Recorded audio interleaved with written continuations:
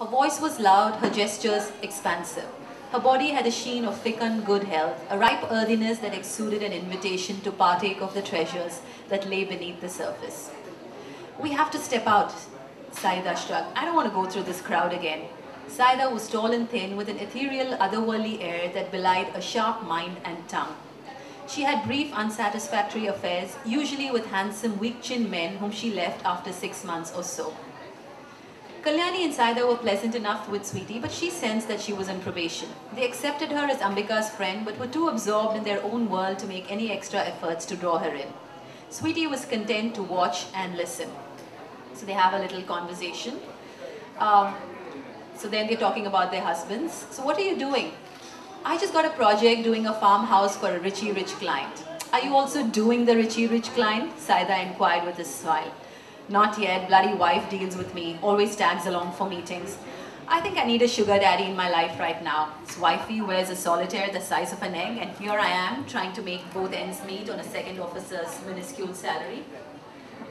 Where's Pradeep now? Oh, probably in Russia banging some hot Ukrainian chick. The women laughed, they sipped their drinks and looked around. So they have a little conversation. So we come to the part where they are having the little good moves on the dance floor, which I thought would be indicative of how he might perform on other floors. Then, the khalsa should stick to salsa, darling, Saida laughed. Oh, they all look like corporate zombies here, declared Kalyani. The only moderate good-looking ones are probably the local Jat lads. This is a conversation I've had umpteen time with my friends in Delhi, by the way. This exact thing. Yes. The open mouth part. But when they open their mouths, yes, you know what I'm talking about. Your suburban men are quite sad, Ambika, Saida pronounced her final verdict. They're not my men, I'm not a Gurgaonite. We should ask Sweetie. Sweetie had gulped down her glass of Long Island iced tea and was on a high. There was a pleasant buzz around her which made her feel bolder, giggly. I don't know any eligible men, only boring married ones, she complained. Ah, so you think married men are boring? Saida fixed her with a steady look. Yes, all of them, including your husband, Saida persisted. Sweetie was not thinking of her husband. All boring married men, replied Sweetie solemnly. Girls, let's not be boring. Kalyani stood up. Shall we dance? Before the others could stand, she had gyrated towards a small clearing in the crowd on the dance floor. As if on cue, the band started a version of I Will Survive. They are playing our song, shrieked Kalyani. She dragged the other women to the dancing area. The Gloria Gaynor's song had drawn more women to the floor. They formed assorted groups and danced to the tune, belting out the lyrics in loud, lusty voices.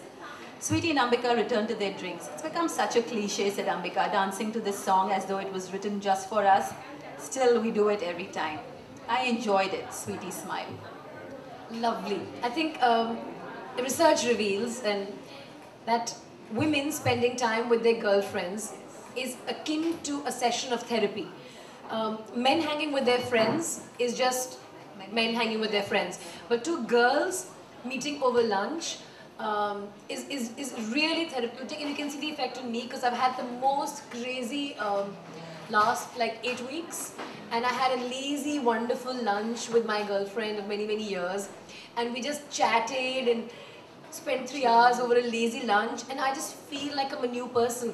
In fact, very often if I'm in a particular area where I have 3 or 4 girlfriends, and if I'm in an area where I'm like running from pillar to post, struggling, having a really tough day, if I'm passing a place where one of my friends is, even if I can squeeze a 30-minute cup of tea or coffee, I find like the burden of the world has been sort of lifted off my shoulder. So it's great. I completely endorse female bonding, and I think it's the most amazing form of therapy that you can give yourself apart from retail therapy. Yes, exactly. This is a close second. So that's Sweetie finds her friend, and Gayatri also has a friend with whom she has long chat sessions. So that's important for her. Yeah, so very, I very think female important. bonding is very important, and especially in tough times, your girlfriends are there to support you. And I have a lot of women friends in the same building, and I have drawn quite shamelessly from what they have told me to write little things in the book. But this is exactly how girls, again, this kind of a conversation I'm sure would never have happened 20 years ago. It's the emancipation that women have today, the financial power that they have today, that allows them to view men as objectively as men view women. Here's the thing, I'm taking flying lessons, something that I wanted to do ever. And one of the guys who was taking flying lessons with me is an executive. So we were driving back after flying one day, and he said, "So tell me, do women look at men objectively? Because we look at a woman and we're like, oh my God, she's so hot. Look at this rack. Look at those legs. You know, that's the way men are trained and conditioned looking at women." So he says, "Do you look at men like that?" I said, "Those women who are independent thinking, emancipated, and think themselves the master of their destinies do, because it's the fact that men have this chip on their shoulder that we are independent, we are the breadwinners, we are master of our destinies, we make all the decisions, we are the decision makers, that allows them to look at somebody and say, oh, that's a nice looking girl, okay.